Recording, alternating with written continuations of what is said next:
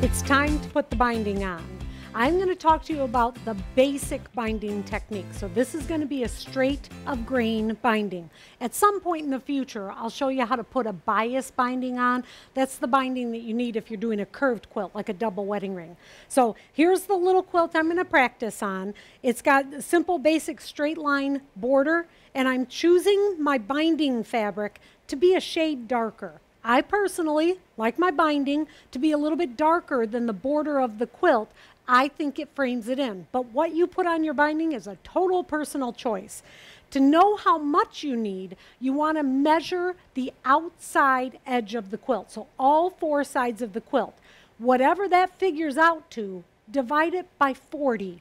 The width of the fabric is 44 inches. So if you divide the total outside edge of the quilt by 40, that will tell you how many strips you need for your binding. So for this quilt, I only need a couple, but I'm going to cut a couple of more so you can see how I piece them together. So just like always, we're going to cut the straight edge off of our fabric, turn that around, and I'm going to do some power cutting again. My binding strips, I like to cut 2 1/4 inches wide. That's my preference. It's not too wide, it's not too narrow. 2 1/4 inches is what I do. So if I'm going to power cut that, 2 1/4 plus 2 1/4 is 4 1/2, plus 2 1/4 is 1, 2, 6 3/4. So I'm going to cut 3 strips of fabric. I'm starting at 6 3/4. Cut, move it over, 2 1/4 to 4 1/2. Cut, move it over to 2 1/4. And I have my 3 strips of fabric cut. So now I'm going to piece these together. When I'm piecing these together, I like to sew it on the diagonal. I find if you sew the binding strips together straight, so right across the edge, making this one really long strip, when it comes time that the binding is on the quilt, because it's one long strip, they'll create a bubble, a really thick layer of fabric right on the edge. I don't like that. I like my bindings to be pieced on the diagonal. So to piece it on the diagonal, you're going to lay your strip down straight. Don't worry about cutting off the selvages. You'll end up doing that later on anyhow. And lay the next piece across it at a 45-degree angle. Then I'm going to use my white marking pen and a little ruler and draw across that diagonal. That's going to be my stitching line. Using a couple pins, keep that in place. Then go to the end of that strip and do the same thing. So here's the end of my strip. Right sides are up. Going to take the next strip, right sides down, draw that diagonal, and pin it. Now I got to fess up. I rarely draw the diagonal anymore. I've done so many of these. If I can't draw that straight line, I'm in big trouble. I also don't pin it anymore either. But this is going to get you to the comfortable stage so that you know that you're sewing it nice and straight. When I go to the machine next, I'm going to set my sewing machine up with the needle in the center position and the stitch length at 2.0 with a like colored thread. I'm going to put a very dark color thread in this to match it. Why? I'll explain that to you in a bit. So I'm at the machine now. I've got my needle in the center position. I've got a black thread in to match this fabric, and I've shortened my stitch length. I'm going to start sewing, so I will be sewing on that diagonal line, starting to sew right here in that little valley.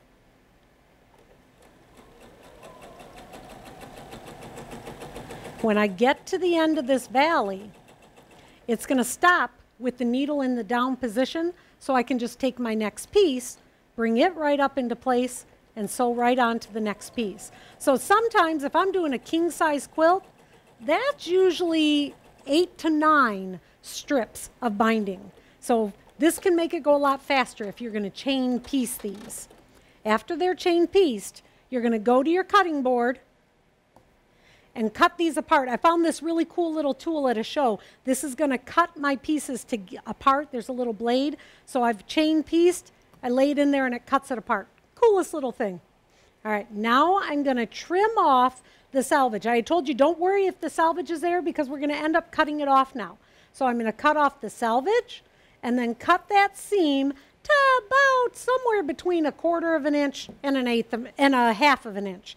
Doesn't really matter exactly what size it is. Just cut them off about 1/4 to a half inch. And now we're ready to press. The beginning of my strip, I'm going to take the beginning part and fold that down at a 45-degree angle and press it. Then I'm going to take my scissors and again cut it off at about 1/4 to about a half of an inch. Now I'm going to press this entire strip in half, being real careful to not stretch the binding as I go, pressing it really crisp. I want to use lots of steam when I'm doing this. When you come to one of those seams that you sewed, those diagonal seams, you're going to press that open. Again, that's going to be one of the things that's going to help keep the bulkiness of that seam out of your binding. So press that seam open and press the entire strip in half. After this, we're going to sew it down onto the quilt. My binding is all pieced. Now I'm ready to put it on my quilt. So I'll take that end. This is the end that has the 45-degree fold on it. And I'm going to place it somewhere in the middle of the long edge and pin it into place. But you don't start sewing there. I pinned that in place just to hold on to it. I'm going to start sewing about 6 to 8 inches away. And just so I can get it to the machine, I'm going to put a pin in there. But typically, I don't put a pin in there. And I'm going to go to the machine now. At the machine, I've set it up with a 1/4 inch seam allowance. So my normal scant 1/4 inch seam allowance. In this case, this foot means that I've moved my needle over to the right. You might have to have a walking foot on your machine. This machine already has a built-in walking foot, but if you need a walking foot, you need to put that on now and then find the 1/4 inch seam from the right-hand edge of your foot. Throw the binding piece behind you, and we're ready to start stitching. So I'm starting about 8 inches from the end. And I'm going to sew a nice 1/4 of an inch. I do not put pins in along the edge. There's just no reason to. They're going to end up poking you, and the binding is going to move a little bit anyhow. So don't worry about putting pins in. When I get to the corner, I'm going to stop a bit more than 1/4 of an inch from the edge. So in this case, I would say 2 stitches before 1/4 of an inch from the edge, and I'm going to do a reverse stitch. Then stop and cut off my thread. You know what? This might be a good time for me to mention that you'll see that I have not trimmed my quilt. My quilt still has the extra batting and backing on it that it had while I was doing the quilting. I want that there. I will end up trimming it off later, but I do not trim it off the quilt before I put my binding on. So I've sewed to a big fat distance, big 1/4 inch distance from the end of the quilt, cut off my thread. Now I turn the quilt. This is the corner. When I do this corner, I fold it up. Now in the folding it up, this should make a 45-degree angle right to the corner of the quilt. This is a square right here, perfectly square, 45 degrees. And I bring this down, and when you bring it down, you need to bring it down just below the edge of that binding. If this fold is up above the binding, you will end up with a dog ear on your quilt. It will stick out funny. So you want to be sure that this folds down below the edge of the quilt. And then pin it in place, and then you're ready to start sewing. So when I start sewing here, I start off the edge. Whoops, I'm in reverse. There we go. And then sew onto the edge of it. Now I'm going to continue all the way around till my next corner.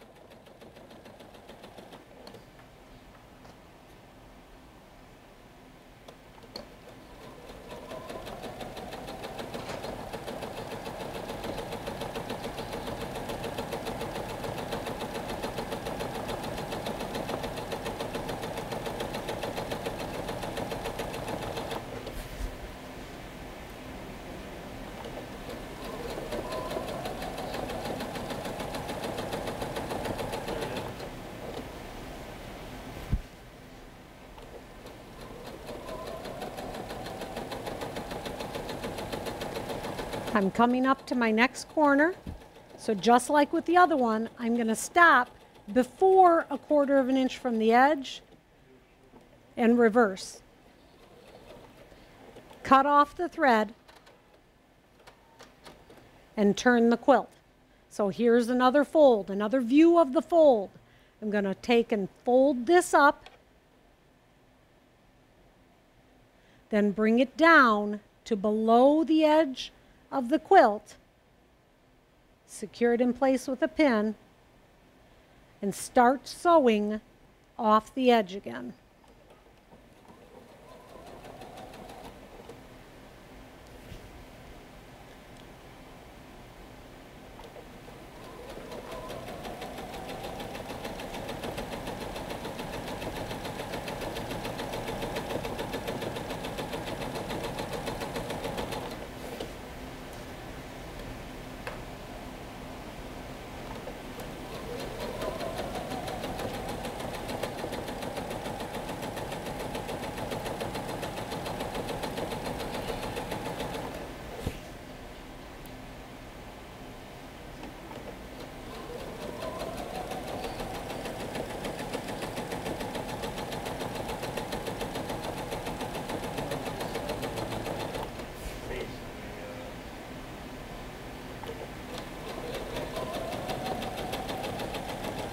Here's to my corner, and reverse before you get to the 1/4 of an inch.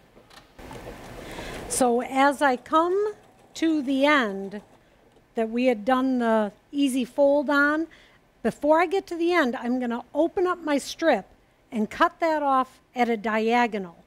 Then I'm going to take that strip and tuck it right in to that folded strip. So I'll just sew over all the layers right now. Now, when it comes time that I'm doing the hand stitching, I'll show you how I stitch that down, and it just really makes the simplest binding beginning and ending I know of. Now I want to show you how I trim my quilt. So I've left that extra batting on the quilt all the way through this, so I've got something to hold on to, but also, and more importantly to me, I want to be sure that my binding is full. One of the first times I entered a quilt in a show, the judge said, "Nice quilt, blah, blah, blah, but your binding wasn't full." And I was like, what does that mean? My binding's not full. Took me quite a while to find somebody that knew how to explain that to me, and I have figured out how to make it so I will never again hear that comment from a judge. So when I am trimming this, I'm not trimming it right to the edge. I'm trimming it wide, about 1/8 of an inch wider than the quilt. So it's coming out all the way to here. I'm going to trim it all the way around. And when it comes to the corners, I'm going to trim the batting and the quilt top away at a diagonal. So right there. So that's going to eliminate a lot of the bulk in the binding. Then I'm going to use my new favorite tool. This is the Clover Wonder Clip. They come in lots of fun colors. I just love this little guy. And it even has another pin cushion. So just for those people that think one pin cushion isn't enough, now I have two. So this holds all of my Wonder Clips on it. Love the Wonder Clip. The shape of it, the strength of it, it's flat on one side, it's curved at the top. It holds the binding beautifully. When I bring the binding around to the back, you can see my line of stitching here. I want that binding to go all the way just past that line of stitching. With the distance that I cut the binding from the quilt, that means that there is a slight little fold of the quilt edge in the binding, which means I will never again hear that your binding wasn't full. As we come to the corner, when you're working on your corners, you want to fold the left side down first.